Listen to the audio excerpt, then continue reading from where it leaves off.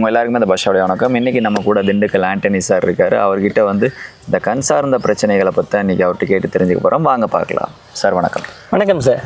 Sir, இப்போது இந்த கண் நோய் 96ன்னு சொல்கிறாங்க.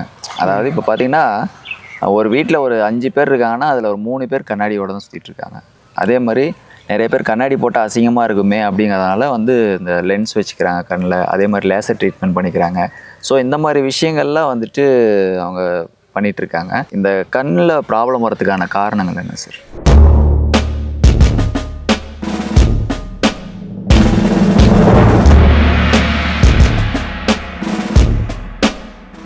ஒரு சரியான கேள்வி, காலத்துக்கு ஏற்ற ஒரு கேள்வியை வந்து இப்போ நீங்கள் கேட்டிருக்கீங்க. இப்போ இந்த கண் சார்ந்த பிரச்சனைகள் அப்படின்றது வந்து முந்தைய காலங்களில் வந்து மிக மிக கம்மியாக இருந்துச்சு. இன்றைக்கு பார்த்திங்கன்னா கண் சார்ந்த பிரச்சனைகள் வந்துட்டு மிக அதிகமாக இருக்குது. இதுக்கு வந்துட்டு அடிப்படையில் பார்த்திங்கன்னா ரசாயனம் தான் காரணமாக இருக்குது. நாம் உணவில் வந்து அதிகமாக ரசாயன கலவைகள் வந்து ஏதாவது ஒரு விதத்தில் வந்து இருந்துருது. இப்போ அடிப்படையில் பார்த்தீங்கன்னா நாம் முன்னாடிலாம் வந்துட்டு விவசாயம் பண்ணும்போது அதிகமாக வந்து எரு மாட்டு சாணம் இருக்கும். அது கூட வந்து இந்த இப்போ தான் வந்து புண்ணாக்குகள் வந்து பிராண்டட் ஐட்டம் வந்துக்கிட்டு இருக்கு. முந்தைய காலங்களில் பார்த்தீங்கன்னாக்கும் அவங்க ஆட்டின எள்ளு புண்ணாக்கு, கடலை புண்ணாக்கு, தேங்காய் புண்ணாக்கு, இந்த மாதிரி வந்து புண்ணாக்கு வகைகளை வந்துட்டு எடுத்து மாட்டுக்கு வந்து பயன்படுத்துவாங்க. அதுக்கப்புறம் அவங்க மனிதர்கள் வந்து பருப்பு வகைகளை பயன்படுத்துவாங்க. அதனுடைய தொலி அப்படின்னு சொல்லக்கூடிய அந்த தோள்கள் எல்லாத்தையும் மாடுகளுக்கு வந்துட்டு தொட்டியில் வந்து பயன்படுத்துவாங்க. அப்படி வந்து பயன்படுத்திட்டு வரும் பொழுது நமக்கு வந்து ஆரோக்கியமான ஒன்று இருந்துச்சு.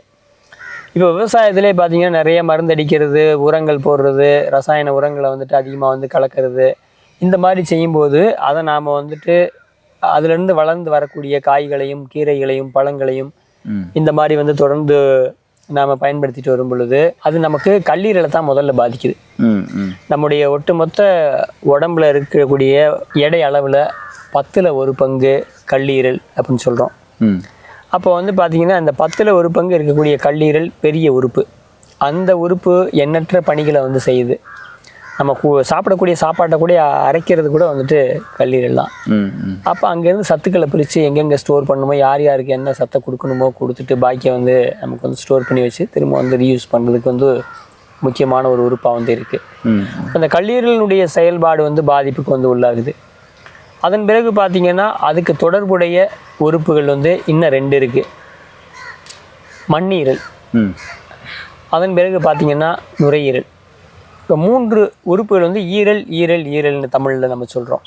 ஆங்கிலத்தில் சொல்லும்போது தான் லங்ஸு, இப்போ ஸ்ப்ளீனு, லிவர், அந்த மாதிரி வந்து ஒன்றுக்கும் நம்ம சொல்கிறோம், வேறு பேரில் சொல்கிறோம்.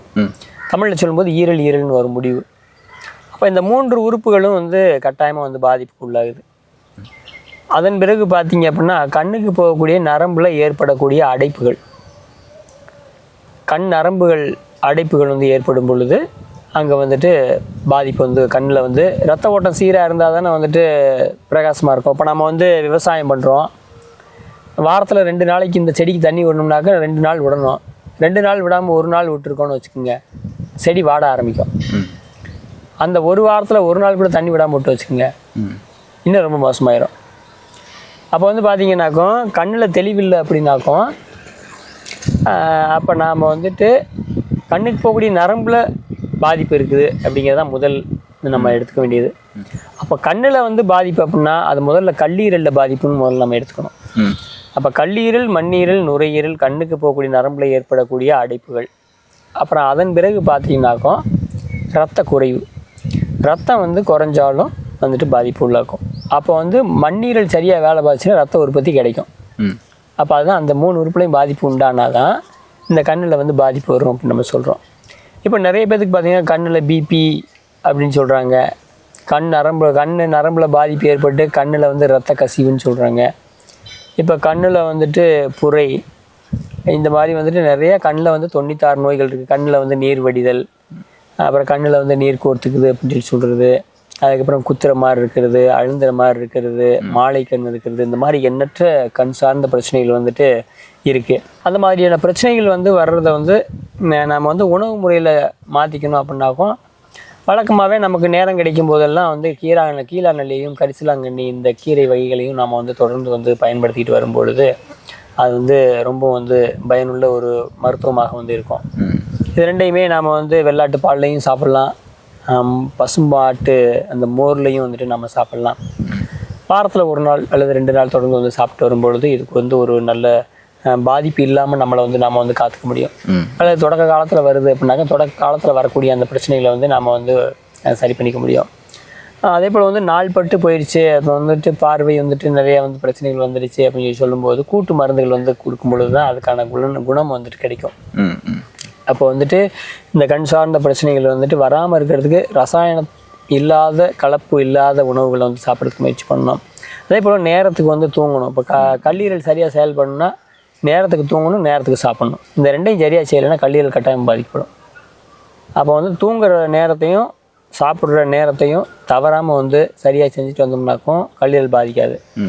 ரசாயனத்தை முதல்ல வந்து நிறுத்தணும். 2வது வந்து உரிய நேரத்தில் தூங்குறதும் உரிய நேரத்தில் சாப்பிட்றதையும் வந்து கடைபிடிக்கணும்.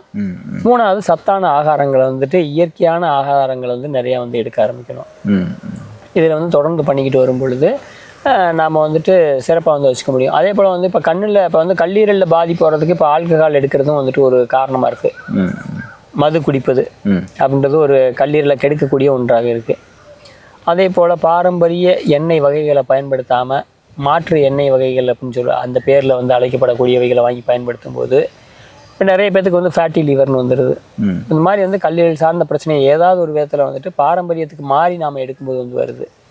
இப்போ நம்மக்கிட்ட வந்து பார்த்திங்கன்னாக்கும் இப்போ 1 வாரம் 10 நாள் இந்த மாதிரி மருத்துவம் எடுத்துக்கிட்டாலே பல பேத்துக்கு வந்து குணமாகி கொடுத்துருக்கோம்.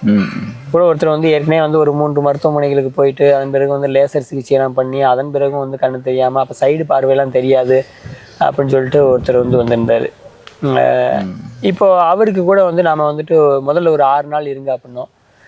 அவருக்கு வந்து ஒரு 27வது மணி நேரத்துலேயே அவர்கிட்ட ஃபீட்பேக் எடுத்தோம்.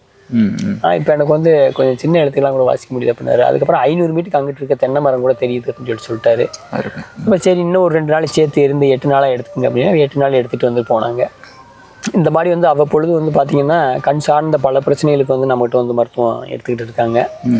அதுக்கு வந்து இயற்கையான முறையில் வந்துட்டு நாம் வர்ம தடவல் முறைகளை வந்து நம்ம கொடுத்துட்ருக்கோம்.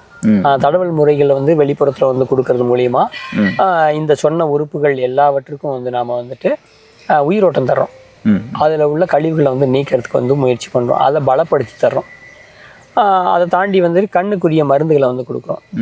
கல்லீரல், மண்ணீரல், நுரையீரல், கண்ணுக்கு போகக்கூடிய நரம்பில் ஏற்பட்டிருக்கக்கூடிய தடைகளை நீக்கிறதுக்கான உள் மருந்தையும் கொடுத்து கண்ணுக்கு போடக்கூடிய சொட்டு மருந்தையும் வந்து கொடுக்குறோம். அப்படி கொடுக்கும் பொழுது வந்துட்டு கண் சார்ந்த பிரச்சனைகள் எதுவாக இருந்தாலும் வந்துட்டு கட்டாயமாக படிப்படியாக வந்துட்டு நீங்கிட்டு வர்றது நிச்சயமாக வந்து நம்ம பார்க்க முடியும். ஏன்னா இடையில பார்வை போன நபர்களுக்கு கூட வந்து பார்வை வந்துட்டு நம்ம வந்து கொண்டு வந்திருக்கிறோம். அந்த உடம்பு எடுத்துக்கிறத பொறுத்து இத்தனை நாள் வந்துட்டு தேவைப்படும் அப்படின்னு சொல்லி வழக்கமாகவே சொல்கிறோம். குறிப்பாகவே வந்து இப்போ நம்மக்கிட்ட கூட ஒருத்தவங்க இருக்காங்க, இப்போ டவுன்லேருந்து வந்திருக்காங்க. இப்போ 2வது நாளே ரொம்ப நல்லா இருக்குது அப்படின்னு சொல்லிட்டு நேற்று சொல்லிக்கிறேன். நேற்று அவங்களுக்கு 2வது நாள், இன்னைக்கு 3வது நாள். இப்போ முதல் நாள்லேயே மாற்றம் தெரிய ஆரம்பிச்சிருச்சு அப்படின்னு சொல்லிட்டு இருக்காங்க. அப்போ வந்து அந்த உணரக்கூடிய தன்மையும் ஒன்று காரணமாக இருக்குது. அதனை தாண்டி வந்துட்டு கொஞ்சம் லேட் ஆகுது அப்படின்னாக்கும் பொறுமை காக்கணும். ஏன்னா இப்போ பிரச்சனை வந்து உடனே வர்றதில்லை. பிரச்சனை வந்து 1 வருஷம் 2 வருஷம் 5 வருஷம் 10 வருஷம் கூட விட்டுட்டு அதுக்கப்புறம் தான் வர்றாங்க. அப்போ வந்துட்டு ஒரு 3 நாள்லேருந்து ஒரு 15 நாள் வரைக்கும் வந்து பொறுமை காக்கணும். பொறுமை காத்து மருத்துவத்தை எடுத்துக்கிட்டு உள்மருந்தை எடுத்துக்கிட்டு வரும் பொழுது நிச்சயமாக வந்து அந்த பார்வைகளில் வந்துட்டு நல்ல ஒரு முன்னேற்றத்தை வந்து கட்டாயமாக வந்து கொடுக்க முடியும். அதை நம்ம தொடர்ந்து வந்து செஞ்சுக்கிட்டு இப்போ இந்த காணொலியில் கூட நீங்கள் வந்து இந்த பார்க்கலாம்.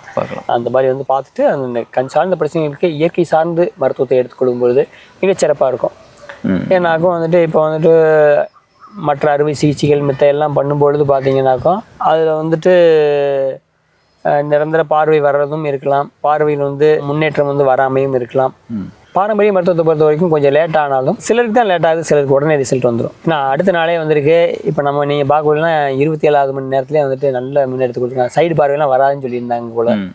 இப்போ அதெல்லாம் கூட வர வச்சுருக்கோம். அந்த மாதிரி வந்துட்டு ரிசல்ட் வந்து கட்டாயமாக வரும். அந்த பாடி எடுத்துக்கிறத பொறுத்து நாட்கள் வந்து முடிவு செய்யப்படும். அதான் வந்துட்டு உடனே இருந்தால் சந்தோஷப்படணும். கொஞ்சம் லேட் ஆகுது, நம்முடைய பாதிப்பு வந்து உடம்புல அதிகமாக இருக்குது அப்படின்றத உணர்ந்து அதுக்கேற்ற மாதிரி கொஞ்சம் டைம் எடுத்து பண்ணாக்கும் நிச்சயமாக வந்து இந்த கண் சார்ந்த பிரச்சனை எல்லாத்தையுமே வந்து குணப்படுத்த முடியும். Super super sir, super. இப்போ இந்த கண் சார்ந்த பிரச்சனை எதனால் வருது, அதை எப்படி சரி பண்ணலாம் அப்படின்ற விஷயங்களை எங்களோட பகிர்ந்துக்கிட்டீங்க. ரொம்ப நன்றி சார். நன்றி சார். ஏன்னா இவர் சார் சொன்ன விஷயங்களெல்லாம் கேட்டிருப்பீங்கன்னு நினைக்கிறேன். ஸோ உங்களுக்கும் ஏதாவது கண் சார்ந்த பிரச்சனைகள் இருந்துச்சுன்னா கீழே டிஸ்பிளே நம்பர் ஓடி இருக்கும், அந்த நம்பருக்கு காண்டாக்ட் பண்ணி நீங்கள் சார்கிட்ட டிஸ்கஸ் பண்ணி பேசிக்கலாம். இதே மாதிரி அடுத்த இன்னொரு பதிவில் வந்து உங்களை பார்க்குறது வரைக்கும் பாஷா. ஸோ முடிஞ்ச அளவுக்கு கெமிக்கல் கலக்காத உணவுகளாக எடுத்து ஒரு சத்தான உணவுகளாக எடுத்துக்கிட்டு நீங்கள் உங்கள் கண்களை வந்து எப்பயுமே பத்திரமா ஆரோக்கியமாக பார்த்துக்குங்க. நன்றி சார். டாக்டர் பொன் அண்ணாதுரை சாரோட வீடியோ பார்க்கணும்னா இந்த பாக்ஸை கிளிக் பண்ணுங்கள். டாக்டர் அக்ஷயன் சாரோட வீடியோ பார்க்கணும்னா இந்த பாக்ஸை கிளிக் பண்ணுங்கள். பர்மக்கலை ஆசான் சுரேஷ் சாரோட வீடியோ பார்க்கணும்னா இந்த பாக்ஸை கிளிக் பண்ணுங்கள். ஹீலர் சக்திவேல் சாரோட வீடியோ பார்க்கணும்னா இந்த பாக்ஸை கிளிக் பண்ணுங்கள். இந்த மாதிரி எல்லா பதிவுகளையும் பார்த்து உங்கள் உடலை எப்பயுமே ஆரோக்கியமாக வச்சுக்கோங்க.